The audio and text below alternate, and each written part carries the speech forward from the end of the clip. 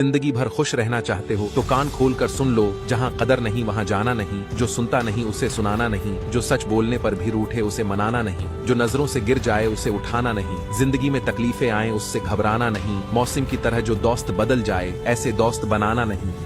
Number 2, गांव के कुएं पर 3 औरतें पानी भर रही थी।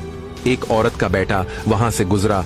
उसकी माँ बोली, वो देखो मेरा बेटा इंग्लिश मीडियम में है। थोड़ी देर बाद दूसरी औरत का बेटा गुजरा। उसकी माँ बोली, वो देखो मेरा बेटा CBSE में है।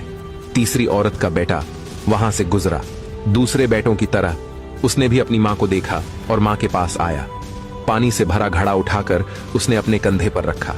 दूसरे हाथ से भरी हुई बाल्टी उठाई और माँ से बोला, चल माँ घर चल। उसकी माँ बोली, ये मेरा बेटा मदरसे में पढ़ता है। उसकी मां के चेहरे की खुशी देखकर बाकी दोनों औरतों की नजरें झुक गई। इस कहानी का मतलब सिर्फ ये है कि लाखों रुपए खर्च करके भी तमीज और इखलाक नहीं सीखे जा सकते।